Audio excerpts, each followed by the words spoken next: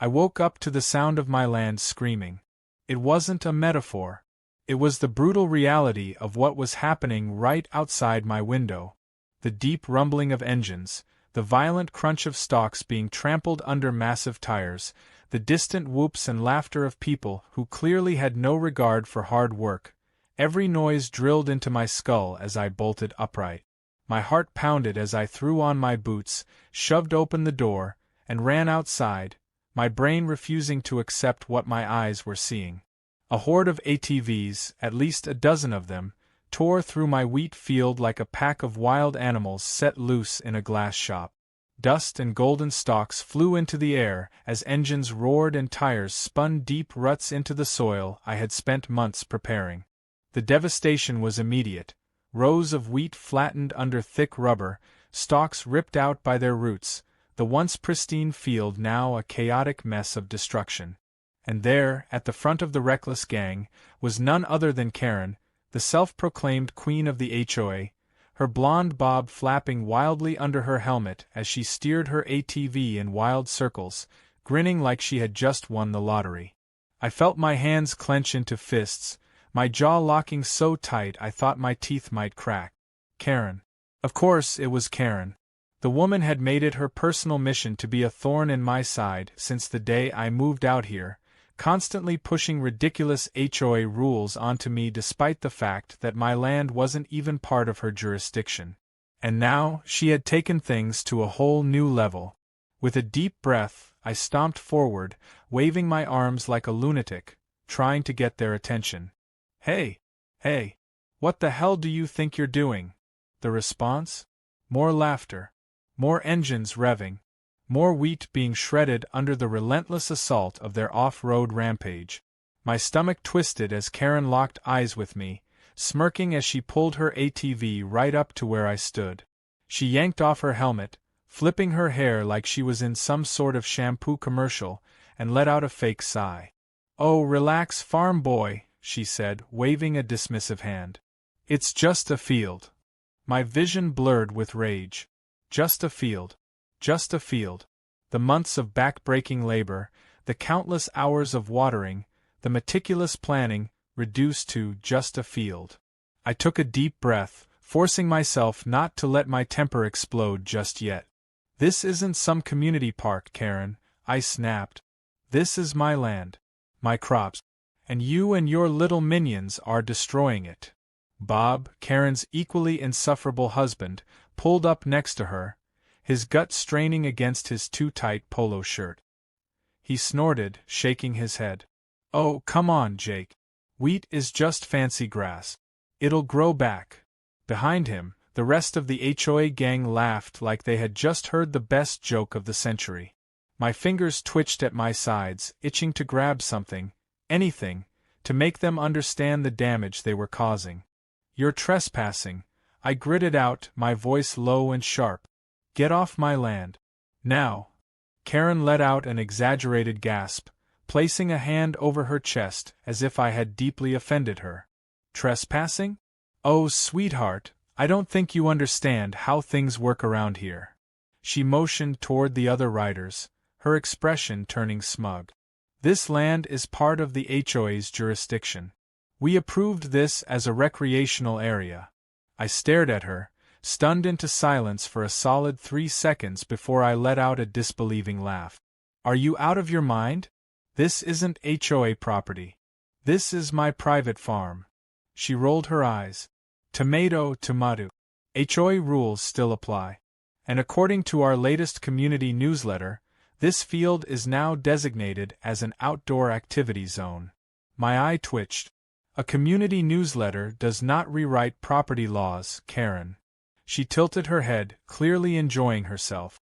"Well, that's up for debate." I could feel my pulse pounding in my ears, my breath coming in short, furious bursts. It wasn't just the sheer audacity of what she was saying, it was the way she was saying it. The absolute, unwavering confidence in her voice, like she truly believed she had the power to override reality itself. And still, the ATVs continued their reign of terror. Another deep rumble of engines, another cloud of dirt and golden stalks flying into the air. My patience snapped like a brittle twig. Without another word, I pulled my phone from my pocket and started recording.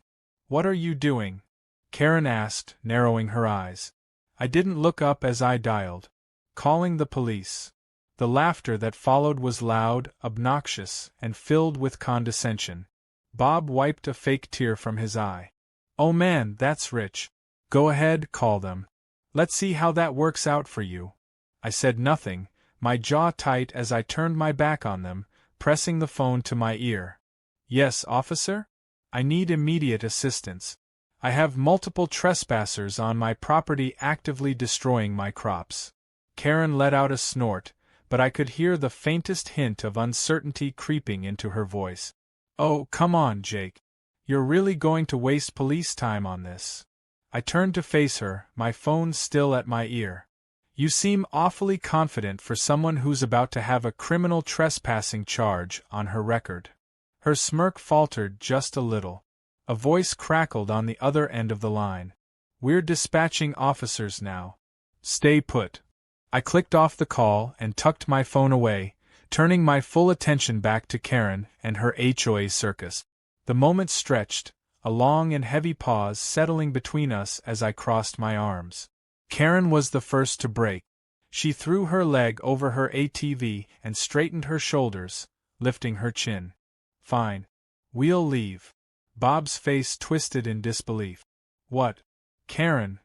I said, "We're leaving," she snapped, shooting him a warning glare. "I'm not in the mood to deal with some overzealous officer who doesn't understand community rights." Bob grumbled under his breath, but he started his engine. The rest of the HOA followed suit, albeit with much less enthusiasm. One by one, they revved their engines and took off, tearing through what was left of my wheat field like a final insult before they vanished down the road. I exhaled slowly, trying to will my heart rate back to normal. The field was a mess. My crops, my hard work, trampled, shredded, crushed under careless tires. My fingers curled into fists as I stared at the destruction. Then, in the distance, the distinct sound of sirens cut through the air. I turned toward the road, watching as the first patrol car appeared, its lights flashing as it sped toward my driveway. A slow, satisfied smile crept onto my face. This wasn't over. Not by a long shot. The flashing red and blue lights bounced off the dirt road as the patrol car came to a slow halt in front of my property. I stood there, arms crossed, heart still hammering with the rage of what had just unfolded. My wheat field, my months of work, reduced to nothing but trampled stalks and deep tire rut. The sight alone was enough to make my blood boil, but the fact that Karen and her little HOA army had done it with smug grins on their faces made it worse. The driver's door of the police cruiser swung open, and out stepped Officer Harris, a stocky man with a tired expression that suggested he'd seen enough of this town's ridiculous disputes to last a lifetime. His partner, a younger officer named Reed, followed suit, surveying the damage with a low whistle. "Looks like a war zone," Reed muttered, kicking at a broken stalk of wheat. I nodded, jaw tight. "That's exactly what it is." Harris adjusted his belt and turned his gaze to me. "All right, Jake, walk me through what happened." I took a deep breath, forcing my voice to stay even as I recounted the event. From the moment the ATVs roared onto my land to the moment I called the police, I laid it all out. Every detail, every smirk, every dismissive remark from Karen and Bob. The officers listened in silence, their expressions growing graver by the second. When I was done, Harris let out a sigh, running a hand down his face. "And you're saying they claimed this was HOA approved?" I nodded. Karen said she had paperwork that proved my land was under HOA jurisdiction. Reed let out a short laugh. "That's not how property laws work." "Exactly," I said, my teeth clenched. She acted like she could just declare my farm part of the HOA by writing it in some community newsletter. Harris turned back toward his patrol car.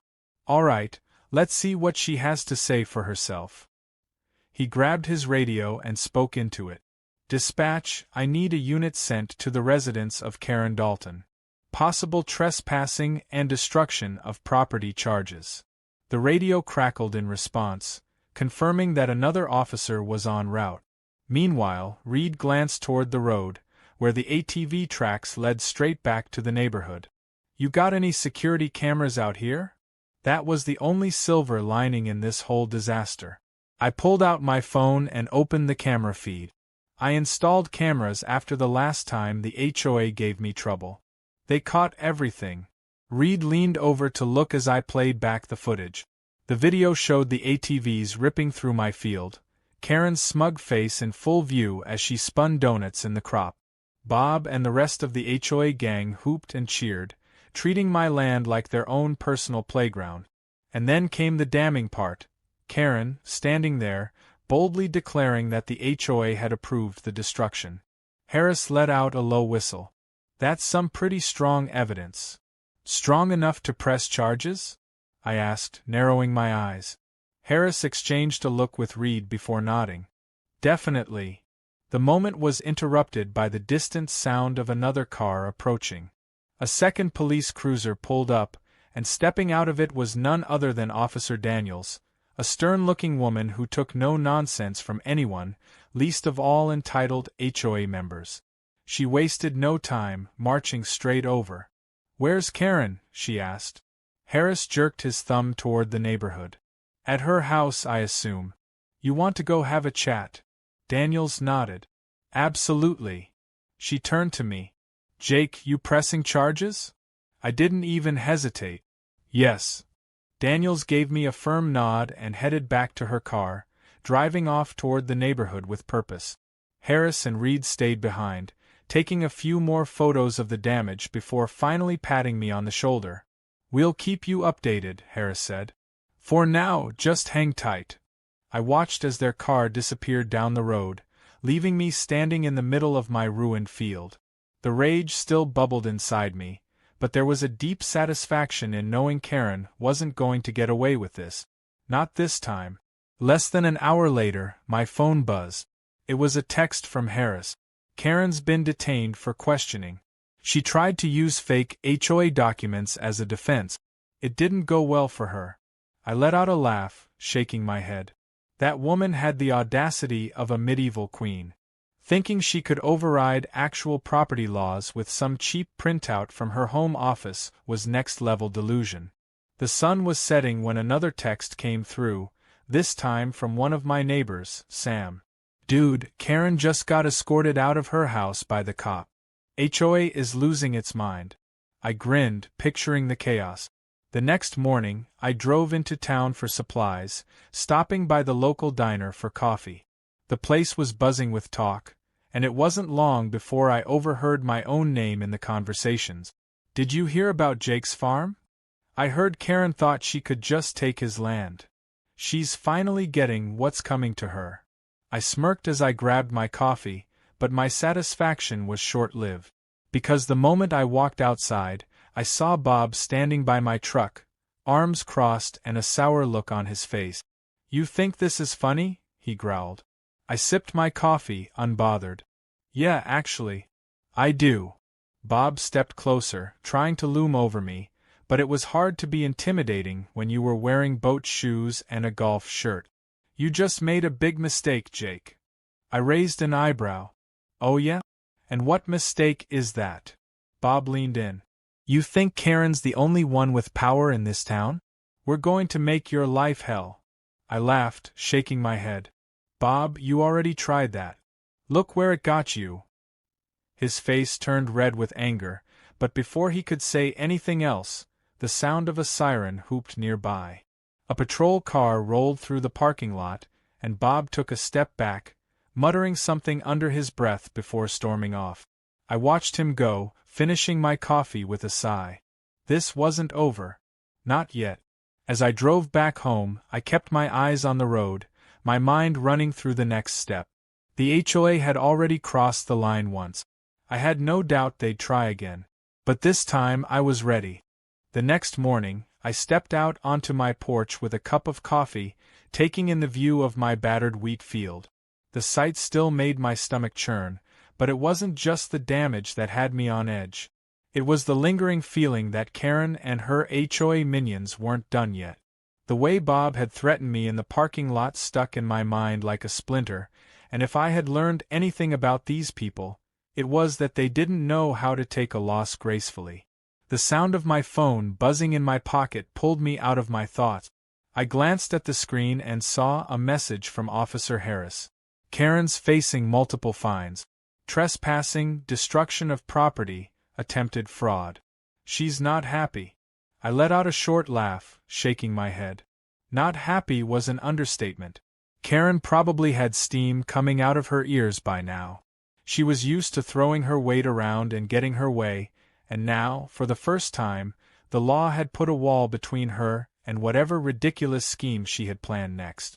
I had barely finished reading the message when a loud hissing noise reached my ears.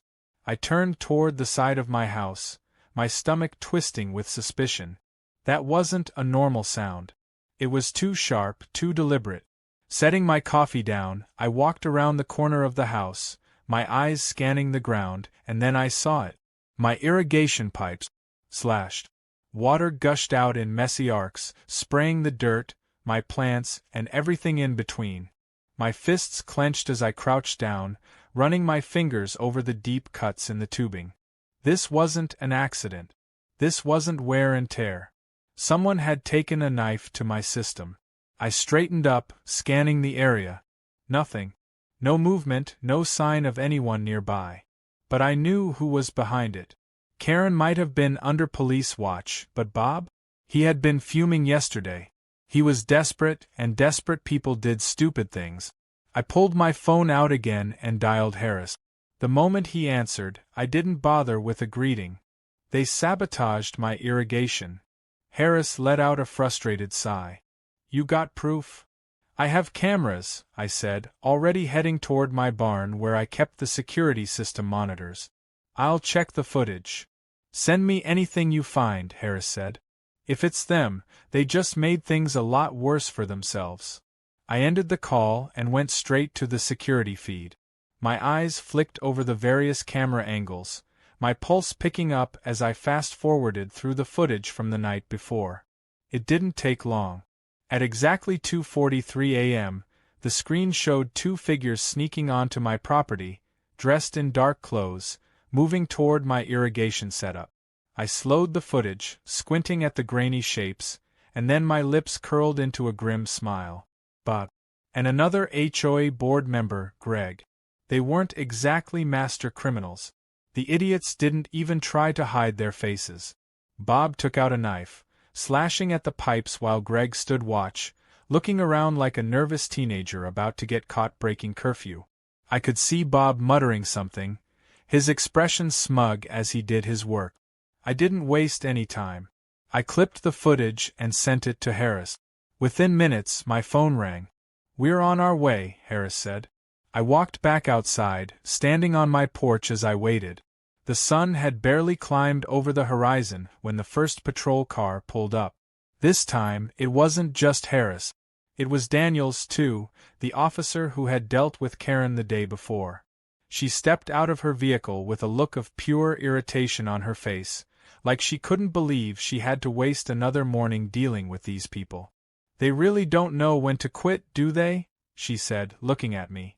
Apparently not, I muttered. Harris walked over to me, tilting his head toward my field. We're going to go pay Bob a visit. You want to tag along? I hesitated for a second, then nodded. Yeah, I do. 15 minutes later, we were pulling into Bob's driveway. His house was exactly what you'd expect from a man like him. Perfectly manicured lawn, two overpriced SUVs in the driveway, and a flagpole with an HOA banner flapping in the wind like he was the mayor of some tiny, self-important kingdom. Harris and Daniels wasted no time knocking on the door. It took a few moments, but eventually, Bob answered, his expression shifting from mild annoyance to full-blown panic when he saw me standing with the officers. Morning, Bob, Harris said casually. We need to have a chat. Bob let out a forced laugh, stepping out onto the porch. Sure, officers. What's this about? Daniels crossed her arms.